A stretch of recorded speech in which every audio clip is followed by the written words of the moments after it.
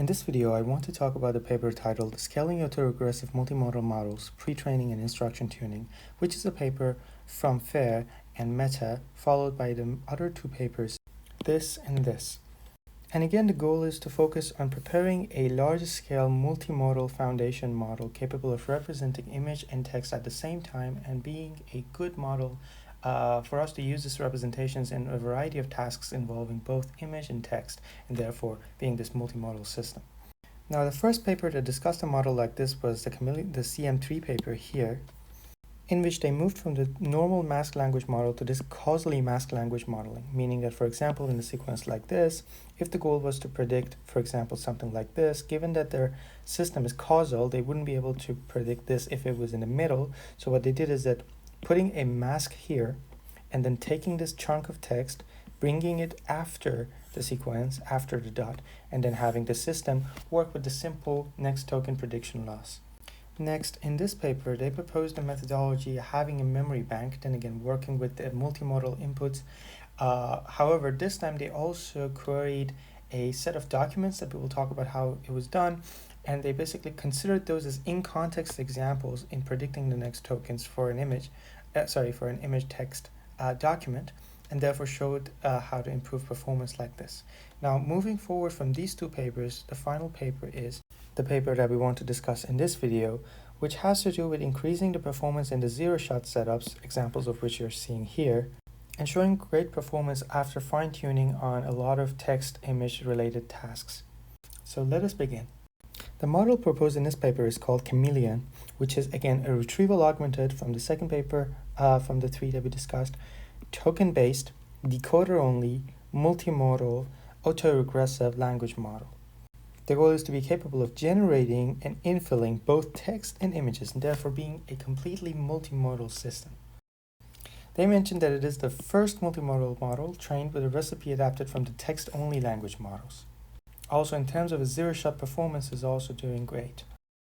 We mentioned that in the context of all those three papers, when we're talking about a query or input or document, we're talking about a multimodal document, which can involve an image as well. Therefore, they focused on the method in this paper and basically changed 256 and 256 image into the 1024 tokens from this vocabulary size. They also have a custom tokenizer for the text.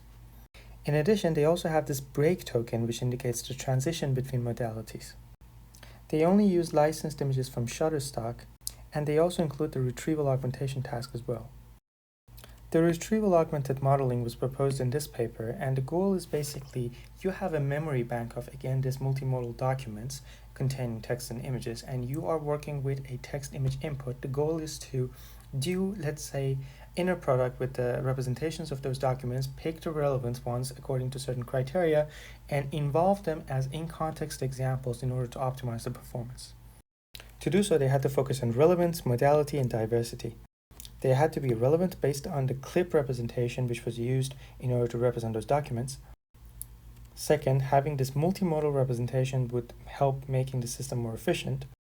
And third, diversity was essential in order to avoid redundancy. For example, in practice, they would only use retrieved documents with relevant scores of less than 0.9, therefore not working with two similar examples. So as a recap, the CM3 objective accepted inputs such as this, which were multimodal inputs, and they basically did this kind of like causal masking. And then in this paper, the retrieval augmentation, it was built upon the original CM3, retrieved multimodal documents and used them as in-context for each training example, and also upweighted the query image caption pair loss. To help the zero-shot setup, they removed this upweighing in their setup, and they also chose a minor modification to the CM3 objective by preventing masking across break tokens, which is a reasonable choice because it would lead to undesirable performance. They investigate the importance of different decoding strategies. Now, a decoding algorithm has a lot of impact on the quality of the final output. They have temperature scaling, which is modifying the softmax temperature during the sampling. The top P sampling, meaning that sample from the smallest set of top rank tokens that have a cumulative probability exceeding a predefined threshold. The classifier-free guidance, which is basically directing an unconditional sample towards a conditional sample. Like in this case, T is a transformer, this TX is the text tokens, TY is the output token. So you have basically substituting the text token in the input with mask, and then you will have the unconditional logits. And in this kind of like an exponentially weighted moving average, you're moving it towards the conditional outputs. Finally, they have the contrastive decoding top K, which is the modified methodology of the paper called Contrastive Decoding, which is a paper from July 10th, 2023, which is relatively very recent. You consider the contrastive decoding task like this. Now, X is going to be the expert model, P is the probability assigned to YI as the next token for the expert model, and AMA is the amateur model, or the kind of small model. Now, the assumption here is that you want to only consider the tokens that the expert model assigns the probability to them that is larger than or equal to alpha times the maximum next token probability.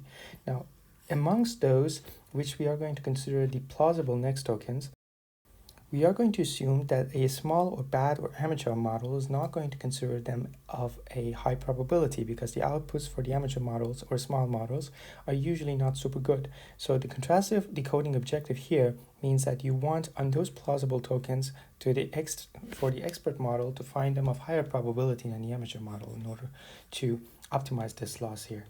Now they have further modified that and looked at the kth largest probability, and therefore they have the modified version, which is the CDK objective. You can see some of the results in here. You can see that for the classifier-free guidance here, you have the FIDs being good at around here, and then over here you also have the comparison of the different decoding strategies and different batch sizes, and you can see the transformation of the FID based on the changes in the batch size and changes in the methodology. They also do supervised fine-tuning as well. They show that instruction tuning notably amplifies multimodal model performance across various tasks. They consider a variety of mixed image and text tasks to fine-tune chameleon on. You can see a summary of these tasks and some examples in here. Here are some more additional outputs. All in all, Chameleon shows that a retrieval-augmented token-based decoder-only multimodal language model can efficiently and flexibly generate and infill text and images and work well on a variety of mixed image and text tasks. Thank you.